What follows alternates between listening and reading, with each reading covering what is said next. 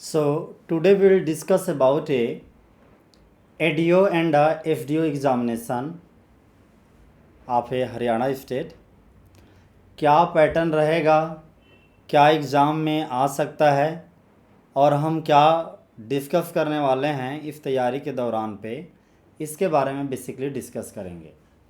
तो हरियाणा पीसीएस है, हरियाणा पीसीएस का ये एडीओ और एफडीओ है। ये एग्ज़ाम बहुत ही महत्वपूर्ण है क्योंकि ज़्यादातर स्टूडेंट अभी आप देखेंगे भूखाए जैसे हैं हरियाणा के स्टूडेंट, और वो इस एग्ज़ाम को बहुत ही सीरियस लेके चल रहे हैं। तो कंपटीशन भी होगा।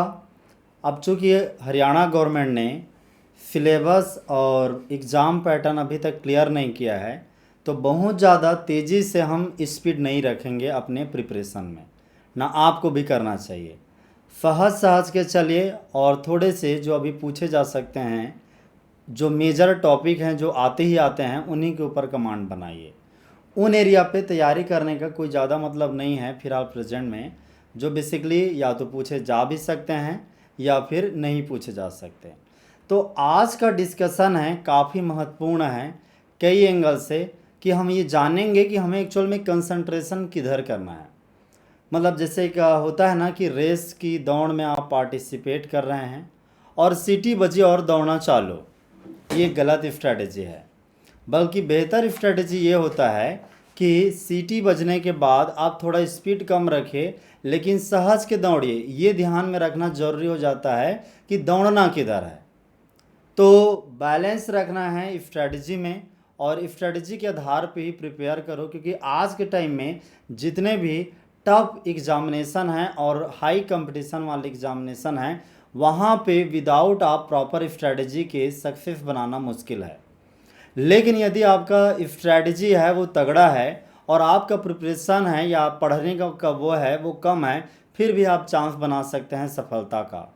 तो बेसिकली इस डिस्कशन में हम बेसिकली फोकस करने वाले हैं किसके बारे में, कि एग्ज़ाम पैटर्न क्या हो सकता है, क्योंकि अभी तक तो बताया नहीं गया है गवर्नमेंट के द्वारा, और एक प्रोबेबल सिलेबस क्या हो सकता है, इसके बारे में हम डिस्कस करेंगे। और इसी से हमारा अपकमिंग क्लासेस है, उसमें हम डिस्कस करके चलेंगे इन्हीं पैटर्न को ध्यान में रख करके।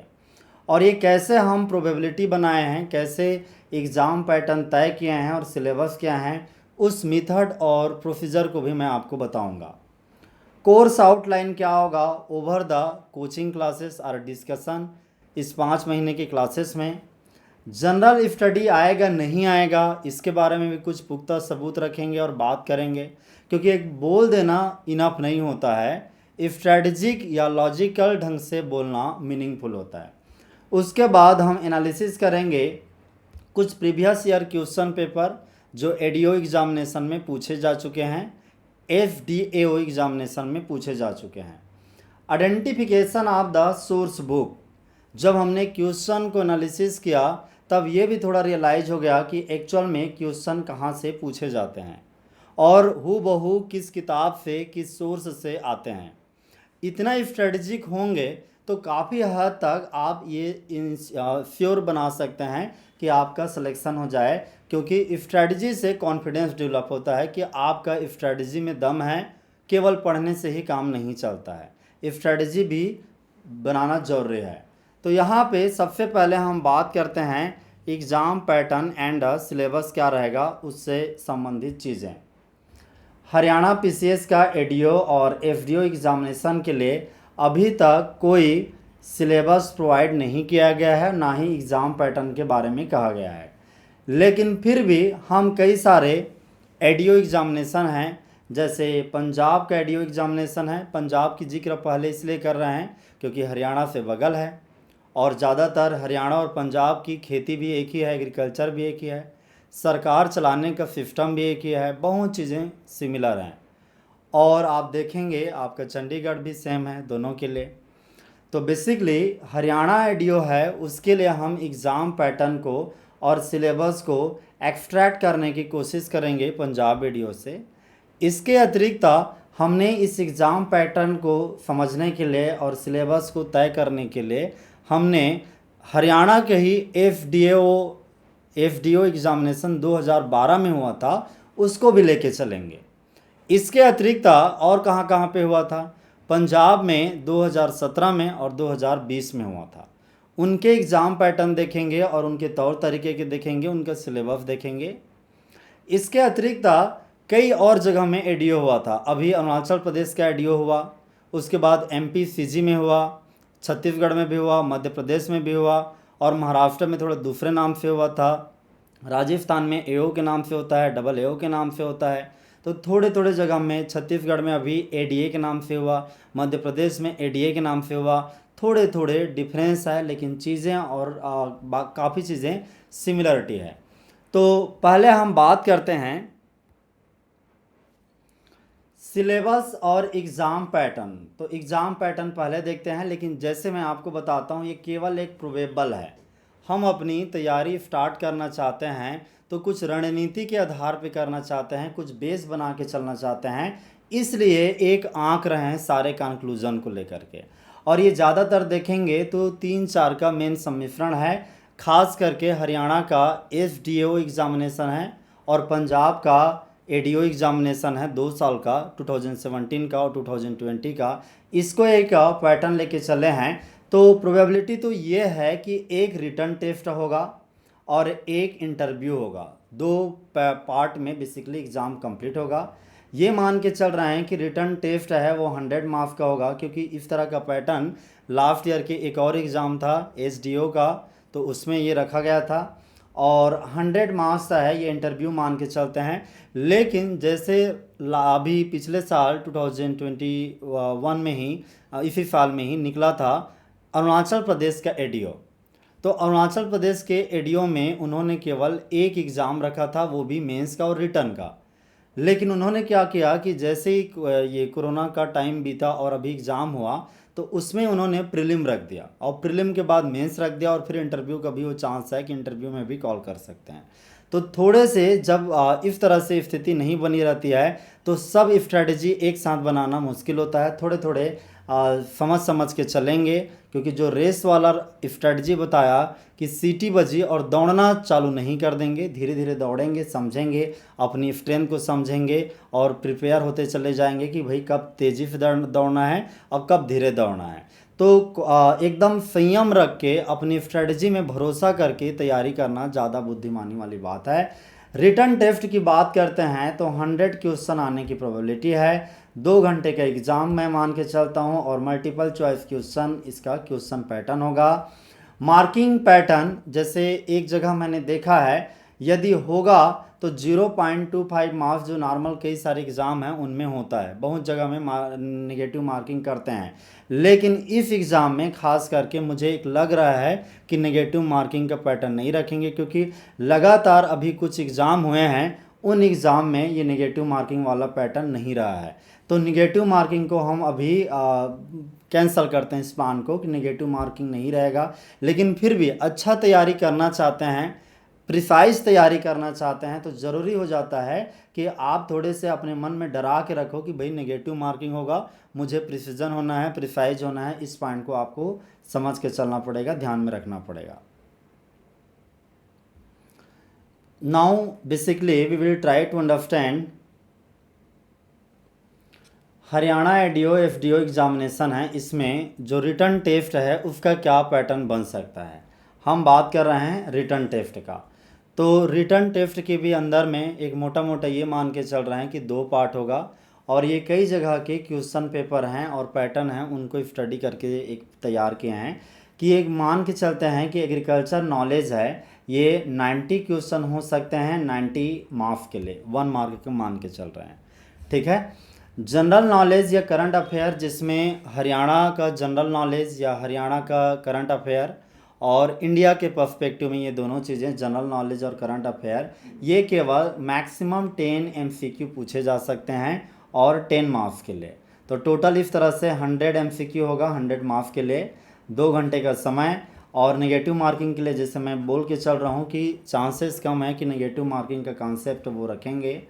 Wrongly or not answered question के लिए 0 होता है, एक आप जानते ही हैं। Candidate will be permitted to rate the objection if any.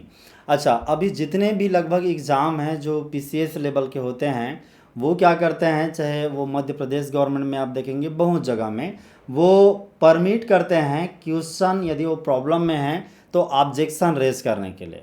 Question में यदि प्रॉब्लम है, उनके जो आंसर वो देते हैं ऑफिशियल आंसर, उसमें किसी तरह के आपको दिक्कत है, क्योंकि ये बात नौकरी की होती है, तो नौकरी के हिसाब से उनको ये चीज़ें करना पड़ता है कि कोई क्वेश्चन रेज होता है, ऑब्जेक्शन रेज होता है, तो वो आप उसके लिए परमिटेड हैं कि आप बोल सकते हैं। एक प्रोटोकॉल होता है, एक तरीका होता है, उसमें आप अप्लाई करके ये क्वेश्चन उठा सकते हैं कि ये क्वेश्चन आपका सही था फिर भी नंबर काट दिया गया है, या बोर्ड को कुछ बातें समझ में नहीं आए हैं, इस तरह की बातें।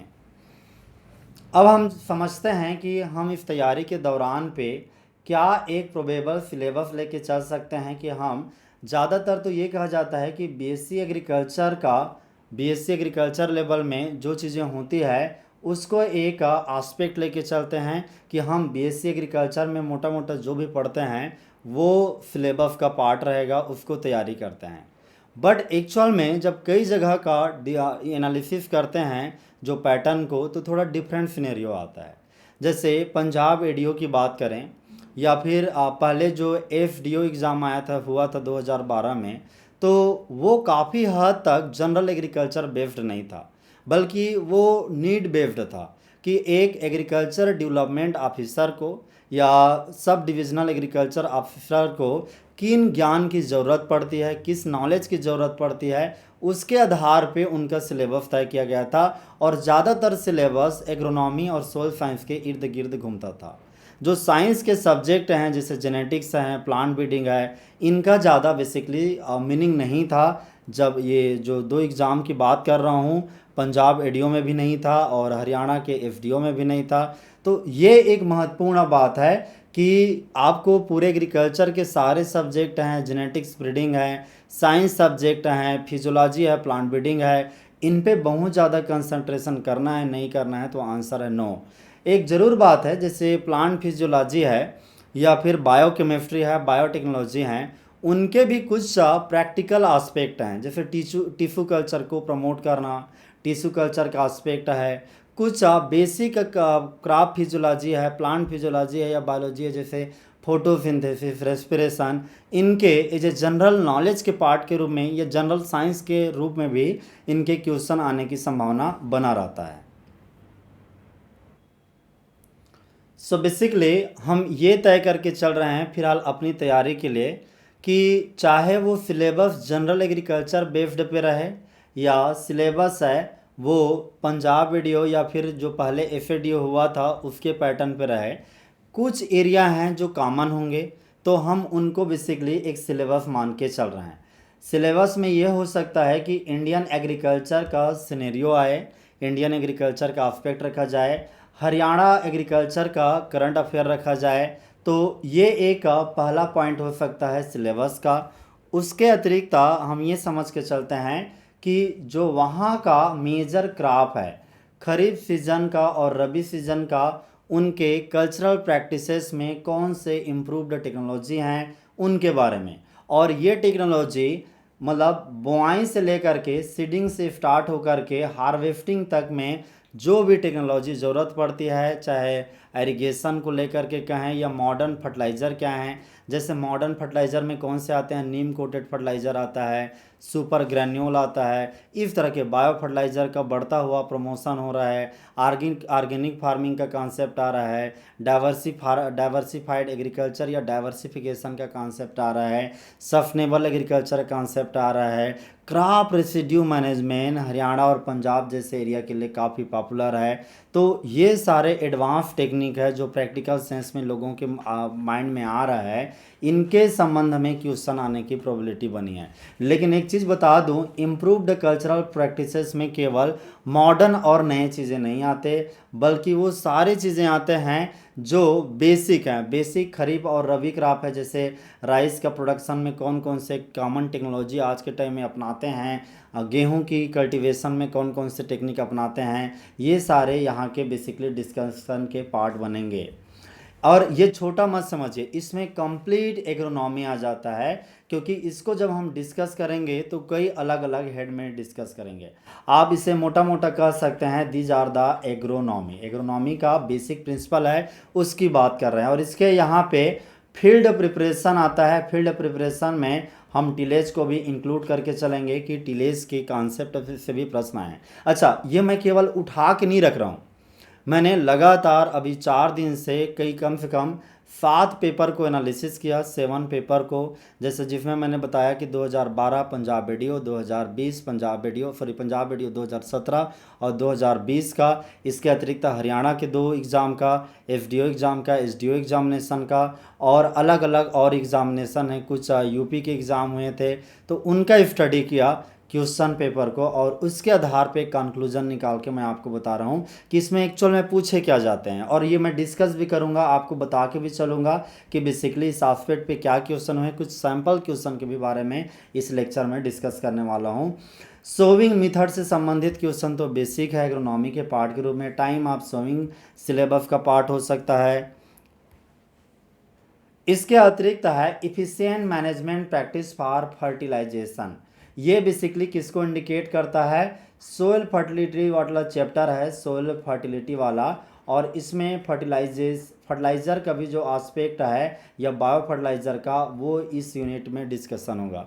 तो ये भी काफ़ी बड़ा यूनिट है, काफ़ी लंबा ये भी चलता है। और जब आप इसको बेसिक ही कहेंगे और गहराई तक चलेंगे, जैसे एग्रोनॉमी नेट की तैयारी कर रहा हो कोई, उसके हिसाब से डीपर थोड़ा पढ़ेंगे तो ये काफ़ी टाइम लेता है समझने में।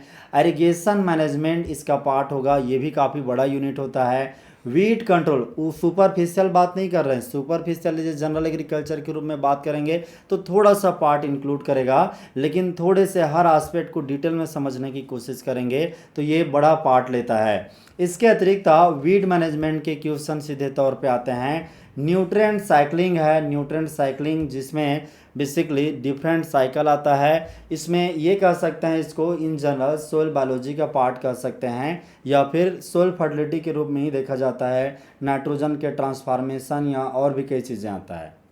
साथ ही साथ रिसेंट में मल्चिंग का रोल बढ़ा है।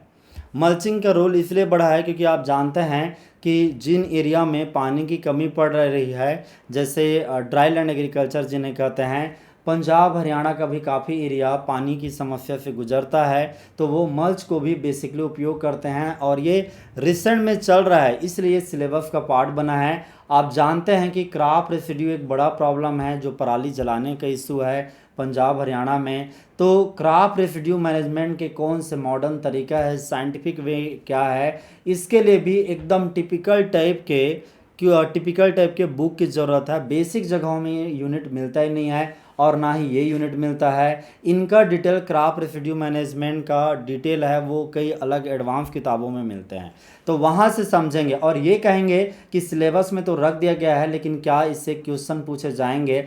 एब्सोल्युटली क्वेश्चन मैंने देखे हैं एग्जैक्टली 3-4 क्वेश्चन इन टॉपिक से, मल्चेस से और क्रॉप रेसिड्यू से पंजाब वीडियो में और एफडीओ एग्जामिनेशन में पूछे गए हैं। तो इस मॉडर्न एरिया को आप बिल्कुल दरकिनार नहीं कर सकते। इसके अतिरिक्त बेसिक कॉन्सेप्ट है क्रॉपिंग सिस्टम का, जहाँ पे crop rotation, multiple cropping, mixed cropping का सिस्टम और इंटर क्रॉपिंग का, ये भी हम बेसिकली डिस्कस करेंगे, क्योंकि ये लगभग हर एग्ज़ाम में पूछे जाते हैं। उसके बाद हमने एक कॉन्सेप्ट रखा है, पंजाब हरियाणा है, वो बेसिकली क्या है कि एडवांस प्लेस है, एडवांस जगह है, तो वहाँ पे कई सारे कैश क्रॉप कल्टीवेट किया जाता है, जो मॉडर्न फार्मर हैं, जो प्रोग्रेसिव फार्मर हैं, उनके द्वारा। पंजाब में कौन से कैश क्रॉप की बेसिकली खेती होती है? तो कैश क्रॉप जैसे कुछ तो शुगर केन में कर देते हैं, और हरियाणा में भी शुगर केन में करते हैं। तो शुगर केन है, पोटैटो का भी कर देते हैं कल्टीवेशन, ये कैश क्रॉप में आते हैं। और जैसे ये है मेन कॉटन है, उसका भी, तो इनका कल्टीवेशन को समझेंगे। लेकिन थोड़े बहुत अदर जो कैश क्रॉप हैं, उनके जो भले ही हरियाणा में नहीं होते, लेकिन एक बेसिक कॉन्सेप्ट है, उनका भी एक्सट्रैक्ट करेंगे।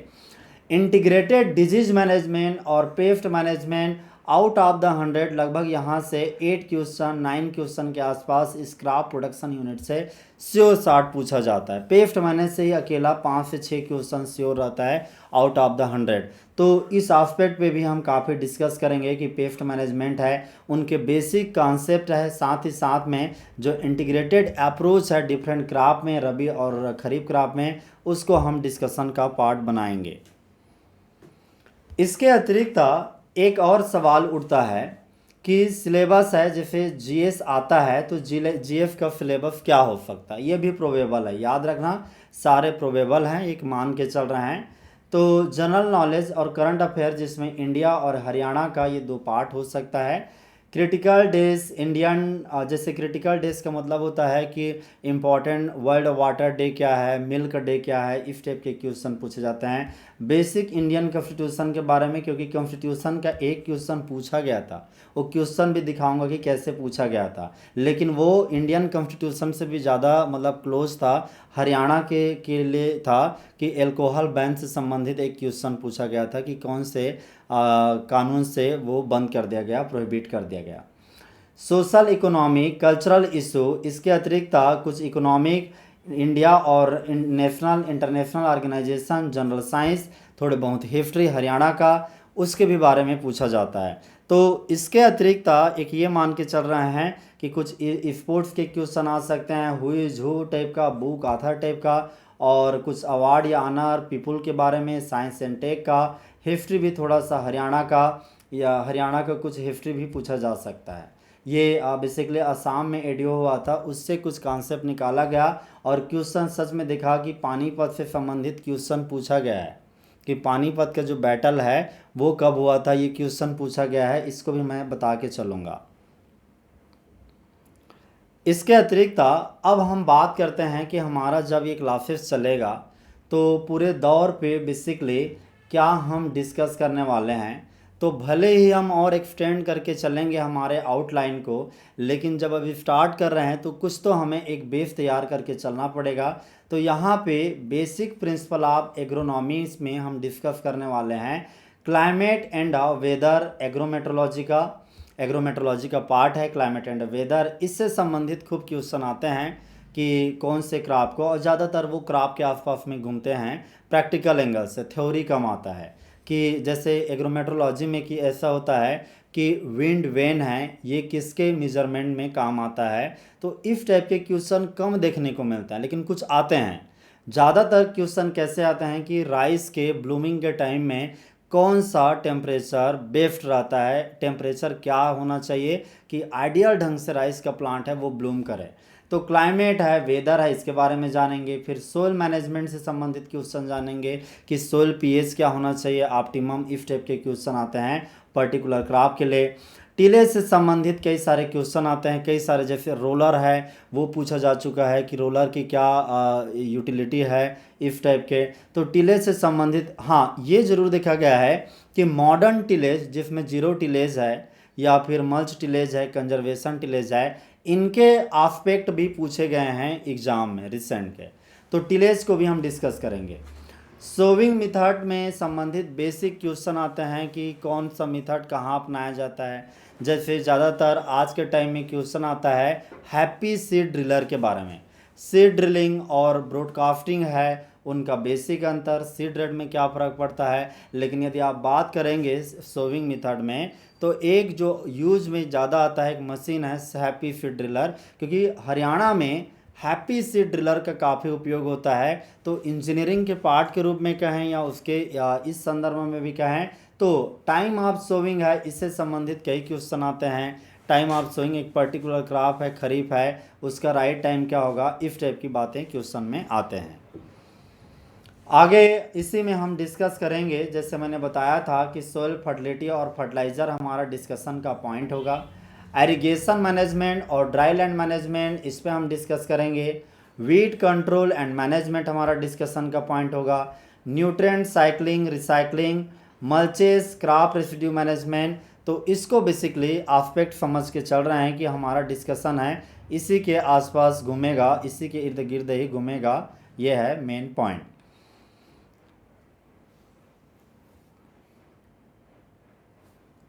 इसके अतिरिक्त क्रॉपिंग सिस्टम पे हम डिस्कशन करेंगे। क्रॉप रोटेशन क्या होते हैं, मल्टीपल क्रॉपिंग क्या होते हैं, मिक्स्ड क्रॉपिंग क्या होते हैं, इंटर क्रॉपिंग क्या होते हैं, और फिर हम डिस्कस करने वाले हैं क्रॉप प्रोडक्शन। यहाँ से पूरे भर के क्वेश्चन आता है। ये पूरे तैयारी का अकेला ही 3 महीना इस पे लगाते हैं तो पर भी कम नहीं है। अकेला 3 महीना, मेरा ये मानना है कि जितने भी क्वेश्चन एनालिसिस को देख करके लगा कि जो बेसिक एग्रोनॉमी से भी जो क्वेश्चन आते हैं कहीं ना घूम फिर के वो क्रॉप से ही जुड़े होते हैं, क्योंकि एक एग्रीकल्चर डेवलपमेंट ऑफिसर को जो प्रैक्टिकल लाइफ में देखना और समझना होता है वो क्रॉप ही है, और क्रॉप के ही संबंध में ज़्यादातर चीज़ें बनती है। इसलिए इसको आपको ध्यान में रख के चलना है कि क्रॉप प्रोडक्शन, जिसे हम इम्प्रूव्ड कल्चरल प्रैक्टिस या गुड एग्रीकल्चरल प्रैक्टिस कहते हैं, इसमें हम डिस्कस करने वाले हैं कि हरियाणा के कौन कौन से मेजर खरीफ सीजन के और रबी सीजन के क्रॉप हैं, उनको हम डिस्कशन में लाएंगे। Cultivation of crop cash crop है वो डिस्कशन का पॉइंट होगा, और integrated disease and pest management ये डिस्कशन का पार्ट होगा। कोर्स आउटलाइन में और क्या है, एग्रीकल्चर करंट अफेयर में हम ये मान के चलते हैं कि हरियाणा एग्रीकल्चर और इंडियन एग्रीकल्चर के कॉमन क्वेश्चन पूछे जाएंगे। हरियाणा एग्रीकल्चर इसलिए कहा क्योंकि जब भी कोई पीएससी है, पीसीएस लेवल का एग्ज़ाम होता है, जैसे हरियाणा पीसीएस है, ये एग्ज़ाम लेगा तो ज़्यादातर ये एग्रीकल्चर इकोनॉमिक्स कहने के बजाय ये कहें Haryana economics, Haryana economy not economics, ये एक टाइटल है जहाँ से क्वेश्चन पूछा जाता है। मतलब हरियाणा में जो एग्रीकल्चर हैं उसके क्या मॉनेटरी पर्सपेक्टिव हैं। जैसे फॉर एग्जांपल है, हरियाणा में टोटल क्रॉपिंग एरिया क्या है, हरियाणा की क्रॉपिंग इंटेंसिटी कितनी है, हरियाणा का मुख्य क्रॉप कौन सा है। इस तरह के जो बेसिक क्वेश्चन होते हैं ये कॉमनली पूछे जाते हैं। ये बेसिकली इकोनॉमिक्स का पार्ट है। हरियाणा गवर्नमेंट द्वारा जो एक पब्लिकेशन निकलता है जिसे कहते हैं इकोनॉमिक सर्वे। तो इकोनॉमिक सर्वे हर साल का एक तरह से जो अपडेट मटेरियल होता है कि इकोनॉमी को लेकर के क्या क्या चला है, उनमें काफ़ी कंटेंट वो रख देता है। वहाँ के सुपरफिशियली गो थ्रू करेंगे तो रिलायबल ढंग से वहाँ से क्वेश्चन उड़ जाते हैं, क्वेश्चन आते हैं। तो ये एक एस्पेक्टिव रहेगा कि एग्रीकल्चर में हरियाणा एग्रीकल्चर के भी क्वेश्चन पूछे जाएंगे।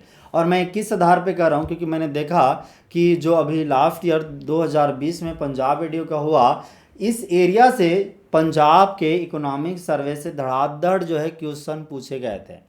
और चूंकि सारे क्वेश्चन मेरे पास में हैं, मैं अलग अलग लेक्चर में हर क्वेश्चन को बताने की कोशिश करूंगा बारी बारी से, क्योंकि जितनी ज़्यादा हम पुराने क्वेश्चन पर भी हम डिस्कशन में लाएंगे उतनी ही ज़्यादा आपका विज़न क्लियर होता चला जाएगा कि पूछा क्या जाता है। और इंडियन एग्रीकल्चर में तो एग्रीकल्चर करंट अफेयर आता है। आप हमारा एग्रीकल्चर करंट अफेयर एनुअल पढ़ते हैं एग्ज़ाम के कुछ दिन पहले, उसको आप स्टेबल होकर पढ़ते हैं तो जितना आपके लिए काम होता है उतना काम चल जाता है। ये भी हाँ, ये ज़रूर याद रखना कि एडीओ में और एफडीओ में अभी भी करंट अफेयर है, एग्रीकल्चर करंट अफेयर इतनी ज़्यादा जगह नहीं बना पाया है। जैसे मान के चले 90 एमसीक्यू है, वो 90 एमसीक्यू एग्रीकल्चर पोर्शन के हैं, तो इनमें से बड़ी मुश्किल से 5 क्वेश्चन ही होगा जो एग्रीकल्चर करंट अफेयर से होगा। तो 5 एमसीक्यू होगा, ज़्यादा नहीं। जैसे हमने कहा था कि जनरल स्टडी का 10 होगा, तो मैक्सिमम मेरा मानना है कि 5 to 10 हो सकते हैं, इससे नहीं, क्योंकि एडीओ जैसे एग्ज़ाम में बेसिक नॉलेज हैं वही पूछे जाते हैं।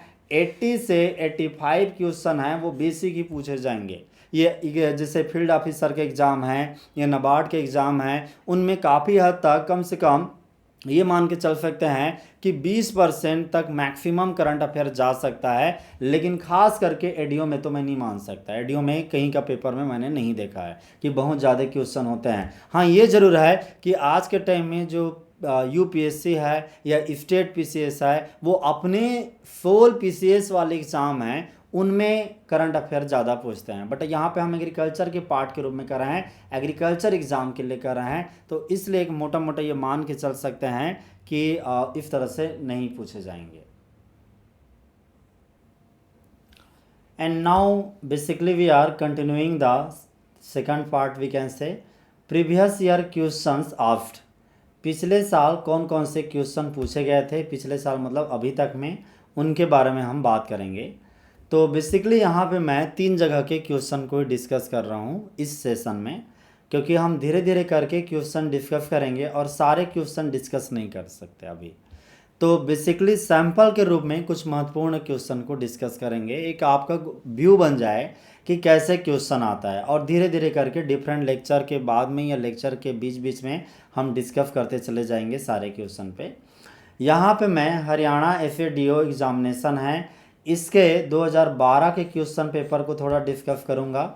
इसके अतिरिक्त पंजाब ADO एग्जामिनेशन है 2020 का, इसके क्वेश्चन को डिस्कस करूंगा। पंजाब ADO है 2017 के क्वेश्चन को डिस्कस करूंगा। मैं एग्जैक्ट पुराने क्वेश्चन को या प्रीवियस ईयर क्वेश्चन को डिस्कस कर रहा हूं, ताकि जो आपकी रणनीति बने वो ओरिजिनल ढंग से रणनीति बने, उसी पर्सपेक्टिव में रणनीति बने। कुछ भी अनाप शनाप पढ़ने और पढ़ाने से कोई ज़्यादा मतलब नहीं होगा। कम पढ़ें, सटीक पढ़ें, वो ज़्यादा स्ट्रेटेजिक होगा। तो चलिए डिस्कस करते हैं एक एक क्वेश्चन करके। पहले मैं डिस्कस कर रहा हूँ, एक क्वेश्चन है, the temperature required of rice at a blooming stage. थोड़े क्वेश्चन को भी आपको समझना है और थोड़े स्टार्ट है, तो मैं एक्सप्लेनेटरी मोड में जा रहा हूँ और इजी ढंग से बताने की कोशिश करूँगा।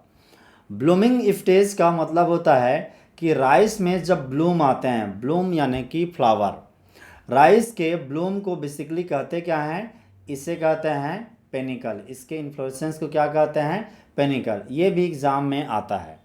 और इस तरह का जो ब्लूमिंग है, पेनिकल इनिशिएशन है, फूल आते हैं, तो ये एक्चुअल में इस समय में टेम्परेचर रिक्वायरमेंट होती है इम्पोर्टेंट। तो कौन सा टेम्परेचर है, ऑप्शन है कौन सा टेम्परेचर है जो ऑप्टिमम है ब्लूमिंग स्टेज के दौरान राइस के ग्रोथ के लिए। तो ये बेसिक एग्रोनॉमी है, बेसिक एग्रोनॉमी है, क्रॉप प्रोडक्शन का क्वेश्चन है। देखते हैं इसका एक्सप्लेनेशन। मैं हूबहू ये कहाँ से पूछा गया है ये चीज़ बताऊंगा कि एग्जैक्टली लाइन यही उठा है, कहाँ से उठा है। लास्ट में मैं सोर्स को बताऊंगा, शुरू पे नहीं, ठीक है, आपका इंटरेस्ट ख़त्म हो जाएगा। तो बेसिकली यहाँ पे ये क्वेश्चन है, वही question, temperature requirement of rice at blooming stage. इसका आंसर है, क्योंकि अभी हम आपसे मैजिक नहीं पूछ रहे हैं कि आप आंसर बताओ, अभी आपको समझना है कि इसके आंसर क्या हैं, क्या हो सकते हैं। तो इसका आंसर 26 to 29 डिग्री सेंटीग्रेड है। ये टेम्परेचर है जो ब्लूमिंग स्टेज में राइस के लिए बहुत ही महत्वपूर्ण है। अब यहाँ पे बेसिकली इसके एक एक्सप्लेनेशन बता रहा हूँ। राइस क्रॉप के क्लाइमेटिक रिक्वायरमेंट से क्वेश्चन पूछा गया है, और स्टेटमेंट को पढ़ता हूँ मैं, और यहाँ का एग्जैक्ट लाइन देखना, क्योंकि मैं बेसिकली आपको बताने की कोशिश कर रहा हूँ कि सोर्स क्या है, ठीक है। Average temperature required through out the life period of the crop ranges from 21 to 37 degree centigrade. तो ये एवरेज टेम्परेचर की बात कहा गया है। और फिर at the time of tillering the crop require a higher temperature than for the growth. जितना ग्रोथ के लिए चाहिए होता है, टिल्डरिंग स्टेज में ज़्यादा टेम्परेचर की ज़रूरत पड़ता है। और एक स्टेटमेंट है, temperature requirement for blooming in the range of 26.5 to 29.5 degree centigrade. ये स्टेटमेंट एग्जैक्टली क्वेश्चन के रूप में पूछा गया है, किसी भी तरह से कोई मॉडिफिकेशन किए बिना। तो ये सोर्स पहचानना जरूरी है कि एग्जैक्टली ये पूरा का पूरा सेंटेंस किस किताब में है, कहाँ से पढ़ें, तो हूबहू मैच करें, हूबहू लाइन बाय लाइन आए, ठीक है। और ये चूंकि अब सामने में है, आप भी उस जगह को जाके देख सकते हैं कि एग्जैक्टली ये है या नहीं है। ये क्वेश्चन भी आप देख सकते हैं कि क्वेश्चन पूछा गया है नहीं पूछा गया है। Previous year question paper online में या कई जगह में मिल जाते हैं। At the time of preparing, the temperature should be between the 20 to 25 degree centigrade. तो ये उसका फर्दर एक्सप्लेनेशन है। Rice is a short day plant. तो आई होप ये समझ में आ गया होगा कि मैं बेसिकली क्वेश्चन कहाँ से पूछा जाता है, कैसे पूछा जाता है, ये मेरा डिस्कशन का मुद्दा है। अगला क्वेश्चन, खरीफ बोलता हूँ, khaira disease. Khaira disease of rice में be controlled by spraying a mixture of. Khaira disease, rice में खैरा डिजीज होता है, खैरा डिजीज क्या होता है। खैरा शब्द बना है खैर से। खैर क्या होता है? खैर एक पेड़ का नाम है।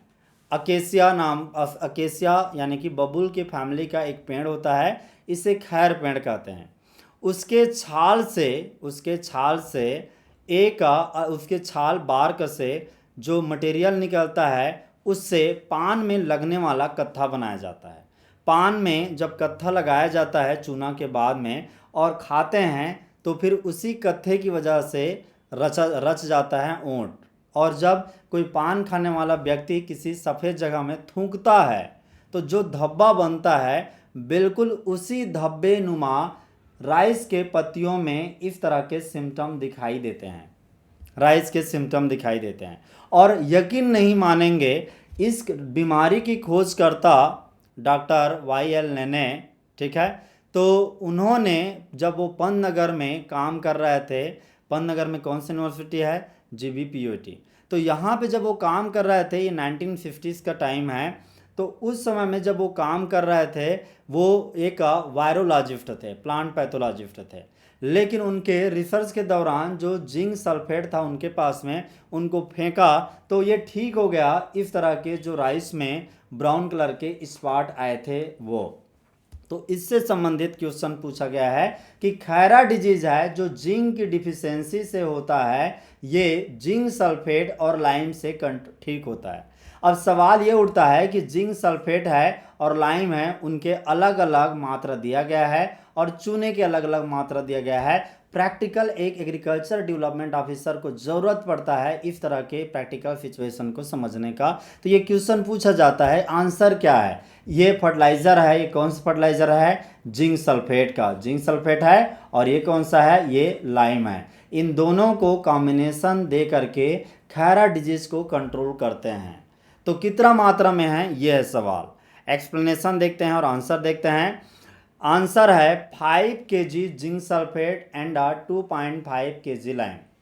जिस सोर्स से एक्सप्लेन किया जा रहा है वहाँ पे जिंक खैरा डिजीज को कंट्रोल करने के तरीके में पहला स्टेटमेंट ये लिखा है कि mixture of 5 kg zinc sulphate और 2.5 kg लाइम है, उसको 1000 लीटर वाटर में 10 दिन तक घोलें और घोलने के बाद में after 10 days of sowing in nursery apply करें। यानी कि नर्सरी में सोइंग के 10 दिन के बाद में ये अप्लाई करने को सजेस्ट किया गया है। कंट्रोल करना है जब खैरा डिजीज़ को तब। तो ये रहा दूसरा क्वेश्चन। आगे और भी हम क्वेश्चन देखते हैं एक एक करके। इसके बाद है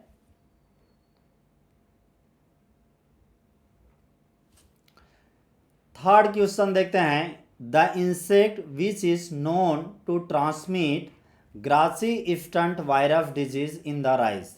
ये राइस प्लांट है, इसमें एक महत्वपूर्ण डिजीज आता है और ये डिजीज इतना कॉमन नहीं है जिसको आप जानते हैं ब्लास्ट है बाकी चीज़ें हैं। ये स्पेसिफिक है, हर कंट्री के हर एरिया में नहीं आता। इसमें ये वायरस से होने वाला डिजीज़ है और इसमें क्या होता है, राइस का प्लांट प्रॉपर ग्रोथ नहीं करता, बल्कि राइस का प्लांट है वो ग्रास जैसे दिखाई देता है। इसका ग्रोथ है स्टंटेड हो जाता है, बौना हो जाता है, छोटा हो जाता है। इसे ग्रासी स्टंट वायरस कहते हैं। ग्रासी इसलिए क्योंकि ग्रास लुक का होता है, स्टंट यानी कि बूसी छोटा हो जाता है और ये वायरस की होने वाला डिजीज़ है। अब सवाल ये उठता है कि कोई भी वायरस का डिजीज होता है वो किसी न किसी इंसेक्ट वेक्टर से ट्रांसमिट होता है। तो कौन सा वो इंसेक्ट है जो ट्रांसमिट करता है इस ग्रासी स्टंट वायरस को? आंसर है ये वाला। आप पहचानिए ये कौन सा है। इनमें से green leaf hopper, brown leaf hopper, white backed hopper, leaf roller, इनमें से कौन सा है? तो एक्सप्लेनेशन देखते हैं और आंसर देखते हैं। आंसर है ब्राउन लीफ हॉपर। जैसे ये हॉपर है, हॉपर का मतलब होता है फुदकने वाला।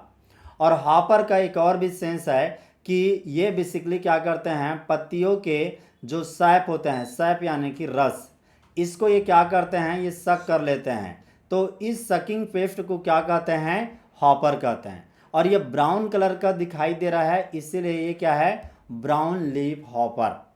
अब इसका आंसर पे फोकस करते हैं। जहां से भी ये रेफरेंस उठाया गया है वहां सीधा लिखा है कि brown plant hopper in addition to causing direct damage to plant also transmit grassy stunt virus disease.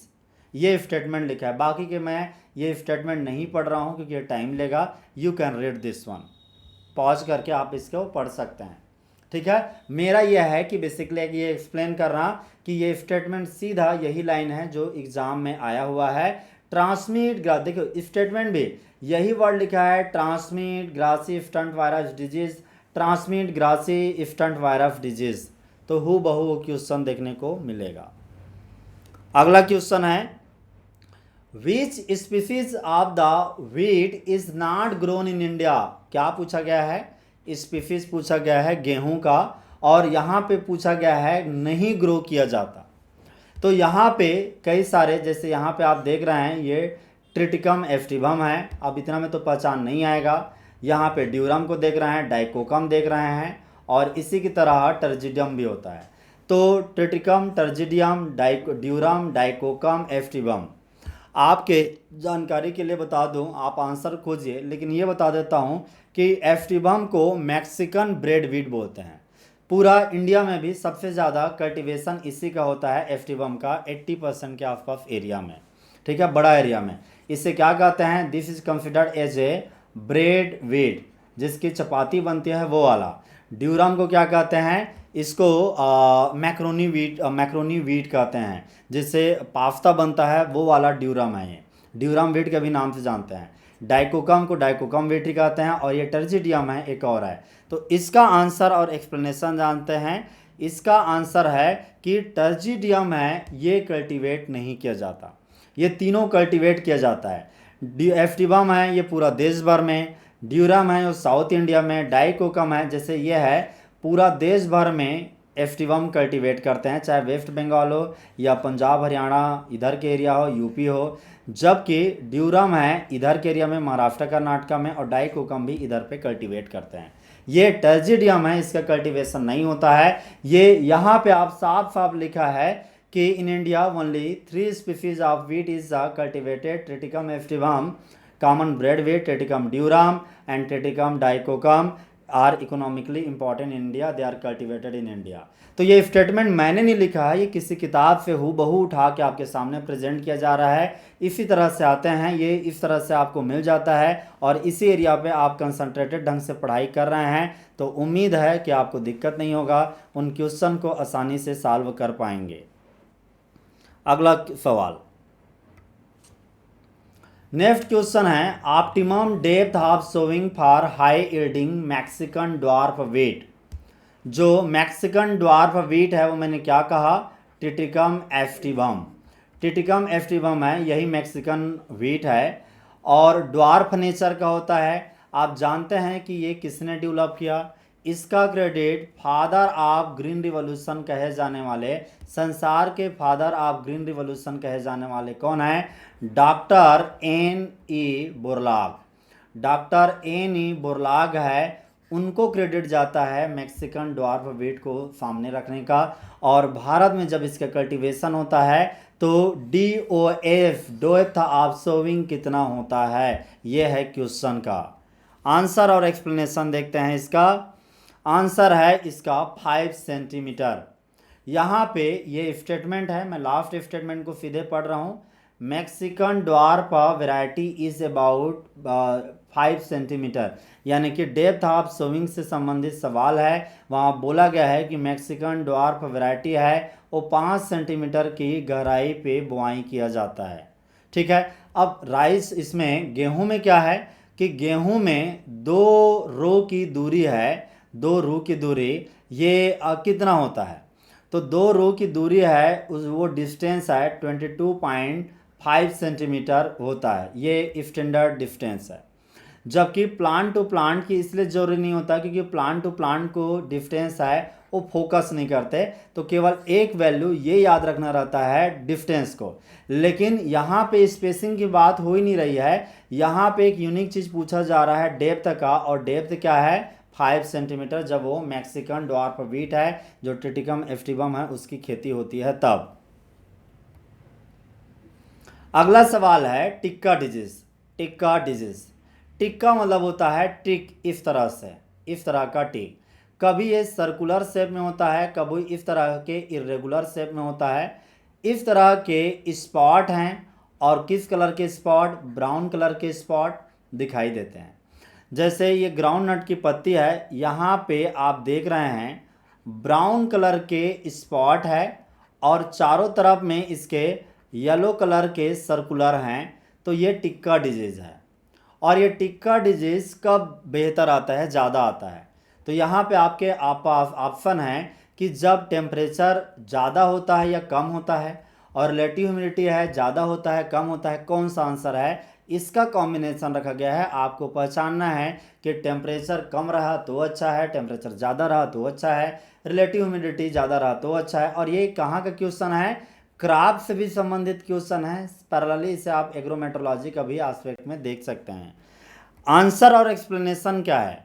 तो आंसर है इसका high temperature and high relative humidity. Tikka disease is caused by two species of the fungus called the Cercospora personata and Cercospora arachidicola, and these are spreaded rapidly at a temperature higher than 22 degrees centigrade and relative humidity is a higher। तो जब RH ज़्यादा होता है और temperature ज़्यादा होता है तब टिक्का डिजीज का स्प्रेड ज़्यादा होता है। ये पूछा गया है, ये पूछा गया है। अगला सवाल है rating. Rating is based done at A what temperature. तो पहले हम जानते हैं कि रेटिंग क्या होता है। रेटिंग जूट की फसल में एक महत्वपूर्ण प्रोसेसिंग प्रक्रिया है, जिसमें क्या होता है कि जैसे ये जूट का प्लांट है, बहुत सारे प्लांट को इकट्ठा करके एक लॉग में रखा गया है, बंडल में रखा गया है। और ये जो जूट ग्रोअर किसान है, जूट की खेती कहाँ होती है ज़्यादातर? तो वेस्ट बंगाल है, बांग्लादेश है, इधर पे होता है। इंडिया में वेस्ट बंगाल तरफ में इसकी खेती होती है, क्योंकि यहाँ पे पानी अच्छे होते हैं। राइस और जूट दो ऐसे क्रॉप हैं जिनको पानी ज़्यादा चाहिए होता है। तो जब इस फसल कट जाती है तो इसके स्टेम से इस तरह के फाइबर निकलने हैं, जिससे जूट बैग बनता है। जूट बैग तो देखे ही होंगे, वो तैयार होता है। तो इसको सबसे पहले यहाँ पे सड़ाना पड़ता है। इस सड़ाने की प्रक्रिया को ही रेटिंग कहते हैं अंग्रेजी में। पहले सड़ाते हैं, तो सड़ाने के लिए क्या कहते हैं? जहाँ पे पानी रहता है, वाटर, और ये पानी थोड़ी सी गर्म रहता है, हीटेड रहता है, हॉट रहता है। इस पानी में कुछ माइक्रोब भी रहें, और माइक्रोब हैं और हॉट है, तब ये जल्दी सड़ता है। 7 to 8 डेज में रॉटेड हो जाता है। रेटिंग, तब इसे आराम से छिलका निकाल लेते हैं। इस प्रक्रिया को रेटिंग कहते हैं। उससे इस तरह से अलग थलग करना है, फाइबर को उसके स्टेम से अलग करना है। हॉट होता है तो पानी कितनी गर्म होनी चाहिए, दैट इज़ द क्वेश्चन। तो आंसर और एक्सप्लेनेशन को देखते हैं। यहाँ पे आंसर क्या कहता है? आंसर है इसका retting is a process by which fibre in the bark get loosen and separated from the woody stalk. Retting is best done at a 34 degree centigrade. Answer क्या है? 34 डिग्री सेंटीग्रेड, ये वाला answer है। ठीक है, तो इस तरह से यहाँ पे ये स्टेटमेंट हूबहू है। यहाँ से क्वेश्चन मिल जाएगा कि ये क्वेश्चन के मेन एस्पेक्ट क्या हैं। And now we will discuss about a next question for raising sugarcane and potato together। एक साथ सुगर केन और पोटैटो को लगाने के लिए, यानी किसकी बात कर रहा है ये? सीधे तौर पे इंटरक्रॉपिंग की बात कर रहा है।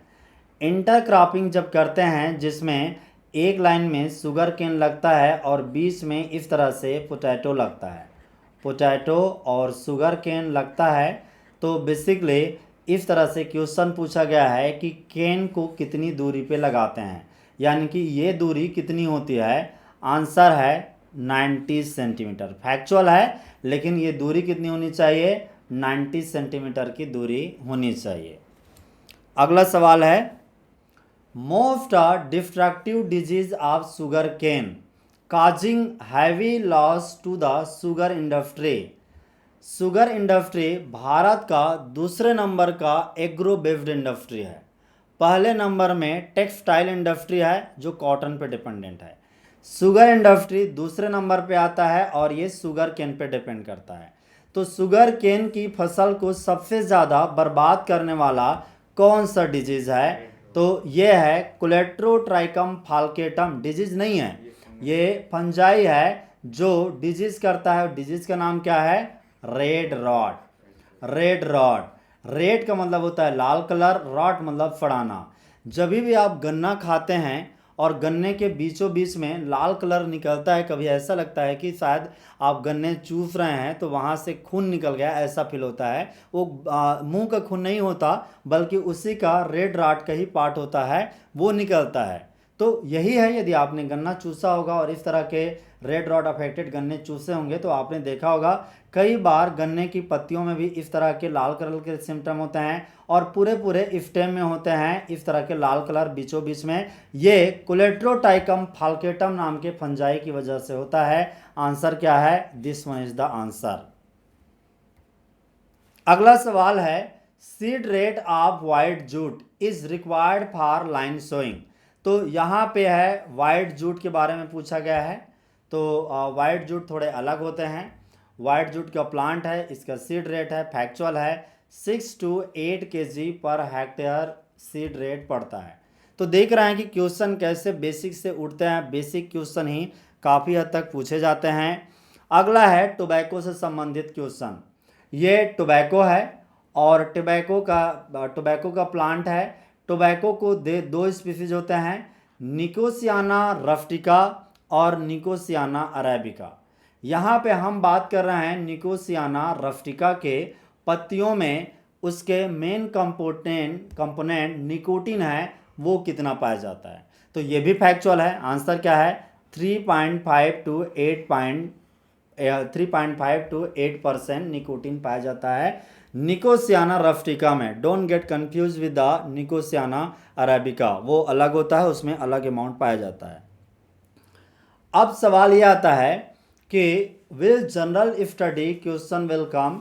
तो हमने इसके पहले भी देखा था कि यस श्योर जनरल स्टडी के क्वेश्चन आएंगे हरियाणा एडीओ और एफएडीओ एग्जामिनेशन में, 2021 के एग्जामिनेशन में। तो आंसर क्या है? Yes, but question out of the 100 MCQ only 5 to 10 MCQ will be from the general study. यहाँ पे हम कुछ क्वेश्चन देखते हैं जो बेसिकली हरियाणा एफडीओ एग्जामिनेशन 2012 में पूछे गए हैं। यहाँ से इन क्वेश्चन के आधार पे हम कंक्लूड करने की कोशिश करेंगे कि क्या एस्पेक्ट हो सकते हैं जो क्वेश्चन पूछे जाएंगे उनका, क्या कुछ करंट अफेयर टाइप का रहेगा, नहीं रहेगा, क्या है, वो चीज़ें जानते हैं और इन्हीं से ही रणनीति बना करके आगे की तैयारी है वो करेंगे। वेन द क्वेश्चन, पहला क्वेश्चन देख रहे हैं, when was the famous battle of Panipat फाट। पहला बैटल है पानीपत का, वो कब हुआ? 1539 में, 1556 में, 1565 में, 1576 में। तो आप यदि समझते हैं तो आंसर दे सकते हैं, otherwise will look to the answer and the explanation. तो एक्सप्लेनेशन में आते हैं, आंसर है 1556।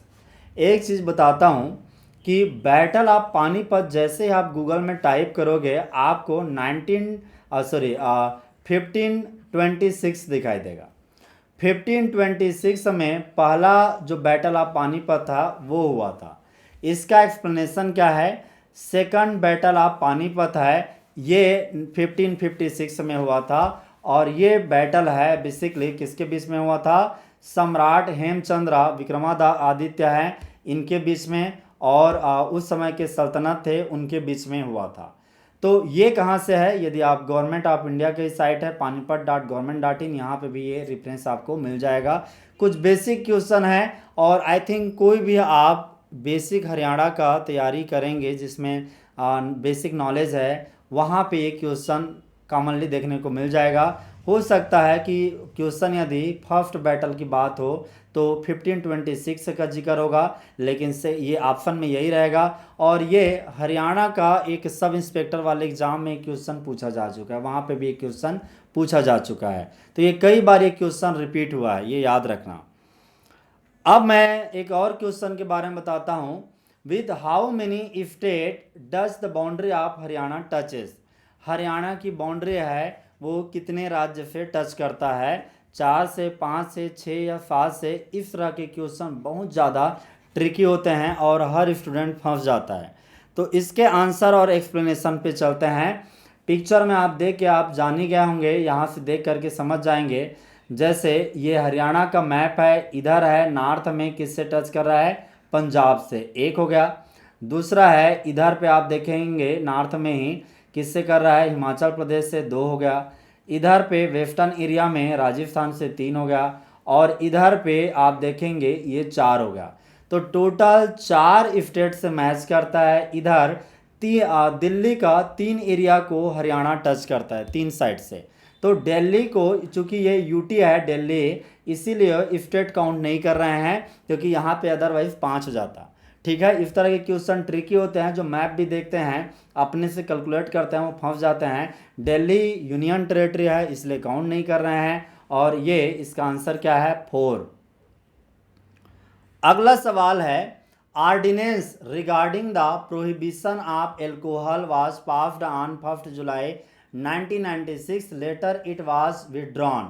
मतलब ये क्वेश्चन आपको देख के अजीब लग रहा होगा कि एल्कोहल को प्रोहिबिट करने के लिए ऑर्डिनेंस या अध्यादेश लाया गया था 1 जुलाई 1996 को। इसे कब विड्रॉ कर लिया गया ये पूछा गया है। ये 2012 के टाइम में पूछा गया था ओरिजिनल एफडीए एग्जामिनेशन में। लेकिन इससे 2 बातें पता चलेगा, आंसर आप तय करो, फिर मैं आंसर को एक्सप्लेन कर रहा हूँ, बता के चल रहा हूँ।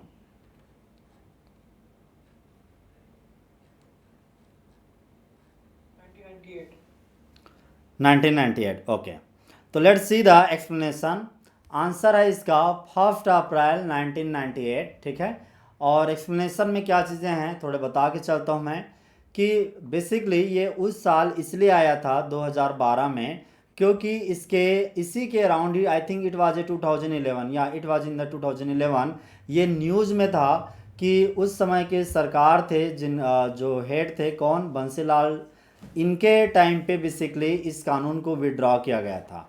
किसको, ये कानून नहीं, अध्यादेश है, ऑर्डिनेंस है, प्रोहिबिशन ऑफ एल्कोहल वाले। तो ये है 1 अप्रैल 1998 का ये टाइम है। शायद इस समय में न्यूज़ में था, कुछ और इशू हुआ था कि विड्रॉ तो 1998 में ही कर दिया गया था, लेकिन इस समय में ये न्यूज़ में आया था, कुछ कंसर्न बना था इसलिए। ठीक है, ये यहाँ पे आप द हिंदू के न्यूज़ को आप देख सकते हैं, उसका ये कटिंग है। द हिंदू जो खास करके यूपीएससी वाले हैं या फिर पीसीएस वाले हैं उन लोग पढ़ते हैं। अब आपको जो जीएस सेक्शन है, जनरल स्टडी सेक्शन है, उसके लिए अपने आप से तैयारी करना है, देख के चलना है, या कोई और सोर्स है, लेकिन सुपरफिशियली पूछे जाएंगे। आज के टाइम पे और थोड़े से आसान क्वेश्चन आने लग गए हैं इससे संबंधित, क्योंकि जो चल रहे होते हैं फैक्ट उनके बारे में काफ़ी हद तक आपको भी पता रहता है। तो जनरल स्टडी के ज़्यादा क्वेश्चन नहीं पूछे जाएंगे, 3 से 5 या मैक्सिमम 10 क्वेश्चन को मैं मान के रखा हूँ। कई बार तो बहुत कम कर देते हैं जब उनको एग्रीकल्चर कोई मेन कोर समझना होता है, क्योंकि जो जीएस के 10 क्वेश्चन पूछेंगे उनमें तो हो सकता है 3 क्वेश्चन एग्रीकल्चर करंट अफेयर के होंगे, और बाकी के जो 6-7 होंगे वो हो सकता है कि जीएस और एग्रीकल्चर करंट के अफेयर के होंगे। तो मोटा मोटा 5 या 6 को ही मान के चलो कि जीएस से संबंधित क्वेश्चन पूछे जाएंगे। इसके अतिरिक्त है question source book and identification. मतलब क्वेश्चन अभी तक जो भी हमने डिस्कस किया, अच्छा ये बात तय करना कि किस किताब से पूछा जाता है, ये अभी से तय करना थोड़ा कठिन होगा। ठीक है, क्योंकि लगातार हम एनालिसिस कर रहे हैं और भी कई रेफरेंसेस को लेके चलेंगे, लेकिन ये थोड़ा हिडन बात है कि एग्जैक्टली आपको थोड़ा समझना पड़ेगा कि कोर एग्रीकल्चर है, कोर क्रॉप प्रोडक्शन साइंस है, वो कहाँ से लोग पहले पढ़ते थे और कहाँ से क्वेश्चन बनता है। आज के टाइम पे जितने भी ऑब्जेक्टिव क्वेश्चन बनते हैं या बने हैं, उस दौर के जो आज के जो क्वेश्चन सेटर हैं उन लोगों के दौर के जो मेन क्रॉप प्रोडक्शन का बुक था वहाँ से क्वेश्चन बने हुए हैं आज के जितने भी ऑब्जेक्टिव क्वेश्चन बुक बैंक हैं उनमें। तो कहने का मतलब यह है कि जो भी क्वेश्चन सेटर हैं वो ज़्यादातर उसी किताब से बनाते हैं जो उनके दौर पे वो पढ़े हैं। अब के टाइम में क्रॉप प्रोडक्शन को लेकर के और भी कई किताबें आई है, लेकिन खास करके जो अभी तक क्वेश्चन बने हैं और सर्कुलेट होते रहते हैं, चलते रहते हैं, वो कोर कौन सा है। तो मैं अभी इस दिशा में जो क्वेश्चन कहाँ किस किताब से पूछे जाते हैं उस दिशा में और भी लगातार काम कर रहे हैं। इस स्ट्रेटजी को और शार्प टू शार्प बता के चलेंगे, लेकिन फिलहाल मैं ये कह सकता हूँ कि कोशिश कर सकते हैं जो अपने से पढ़ना चाहते हैं उनके लिए मैं सोर्स बना दूंगा। अदरवाइज़ हम खुद ही इसके ऊपर में काम कर रहे हैं, उसमें से मैक्सिमम कंटेंट को टाइप करके मेजर पॉइंट है उसमें से निकाल करके हम क्वेश्चन या जो ये है नोट्स है वो तैयार कर रहे हैं। और वो किताब बड़ा भी है, थोड़े से एरिया भी, टाइम भी ज़्यादा लेता है पढ़ने के लिए। हो सकता है आप सही से ना भी निकाल पाएँ, तो मैं सोर्स बताता हूँ जिसको आपको अपने लेवल में प्रीफर करना है तो कर सकते हैं। वो है जाना माना किताब modern technique of raising field crop. अब तो ये ओल्ड एडिशन है, अब ये किताब आ गया 3rd एडिशन। मैं एक चीज़ बताता हूँ कि जो भी मैंने क्वेश्चन अभी तक डिस्कस किया है, ठीक है, उस क्वेश्चन को आप इस किताब से लाइन बाय लाइन आपको देखने को मिलेगा एग्जैक्टली। आप चाहें तो पेज नंबर मुझसे ले सकते हैं, आप भी उस क्राफ्ट में जा कर के खोज सकते हैं, टिक लगा सकते हैं। मैं यहाँ पे सोर्स आपको रिवील कर रहा हूँ, लेकिन अभी स्ट्रेटजिकली, क्योंकि मैं भी सहज सहज से करूँगा, मैं जो भी काम करता हूँ जिम्मेदारी भरा काम करता हूँ, तो यहाँ पे क्या है कि पहला सोर्स बता रहा हूँ और ज़्यादा से ज़्यादा एक पहला प्रैक्टिस के एंगल से इसको आप प्रीफर कर सकते हैं, क्योंकि ये जनरल एग्रीकल्चर का किताब, जनरल एग्रीकल्चर का पार्ट होता है, तो जनरल एग्रीकल्चर के हिसाब से। लेकिन अभी मैं कहूँगा कि जब आप स्टार्ट कर रहे हैं पढ़ना तो इसको ही कर सकते हैं यदि अपने लेवल में कर रहे हैं तो, और अदरवाइज हम लोग नोट्स प्रोवाइड करेंगे, ठीक है। ये वाला पोर्शन है, अभी ना जाएं प्रैक्टिकल में, क्योंकि हम थोड़ा समझेंगे कि इसको किताब को सही इसको यूज़ करना है नहीं करना है, क्योंकि एक बढ़िया क्वेश्चन बैंक है बना हुआ है and I am not promoting this one. इसके अतिरिक्त जो ये तो चल भी जाता है, ये तो कम ही चलता है, RL आर्या का किताब है। और एक चीज़ और यूनिक पाएंगे, मैं उन किताबों को रिकमेंड कर ही नहीं रहा हूँ जो आप मार्केट में जनरली जिनको जानते हो। अब इसके पीछे कारण क्या है, क्योंकि मैं बारीकी से क्वेश्चन को एनालिसिस करता हूँ, मेरी कैपेसिटी है वो है ना, साइंटिफिक नेचर है, साइंटिफिक टेम्परामेंट की वजह से एनालिसिस करके खोज के निकालने की क्षमता रखता हूँ कि भाई पूछे कहाँ से जाते हैं। जैसे फॉर एग्जांपल है, जो क्रॉप वाले क्वेश्चन देखोगे सारे इधर से मिल ही जाते हैं, और जो बेसिक क्वेश्चन होते हैं, जो बेसिक एग्रोनॉमी के क्वेश्चन होते हैं, वो भी भर के आते हैं। जब भी मैं और भी क्वेश्चन को डिस्कस करूंगा तो भी समझ में आएगा, वो इसमें और इसमें दिखाई देता है। इसमें बहुत सारी चीज़ें मिस्टेक दिखाई देगा, लेकिन क्वेश्चन का भंडारा है, बहुत सारे क्वेश्चन होते हैं। लेकिन मैं ये पहले बता देता हूँ, without recommendation of the doctor don't eat the piles. दवाइयाँ हैं वो बिना जो है डॉक्टर के रिकमेंडेशन के आँख मूंद के मत खा देना। मैं समय समय में बता के चलूँगा कि आपका शरीर का हालात कैसा है और कौन से दवाई खाना है। तो अभी प्रेजेंट में यदि अपने से करना चाहते हैं तो इस किताब से स्टार्ट कर सकते हैं, बेसिक से। इसके अतिरिक्त हरियाणा वाला जो ये है पर्सपेक्टिव है, इसकी बेसिक एग्रोनॉमी और बेसिक क्रॉप प्रोडक्शन को ध्यान में रख करके 2 किताब हैं जो हरियाणा एग्रीकल्चर यूनिवर्सिटी है HAU, वहाँ से पब्लिश है। बहुत लोग एडियो हैं जो अभी वो भी इसको रिकमेंड करते हैं।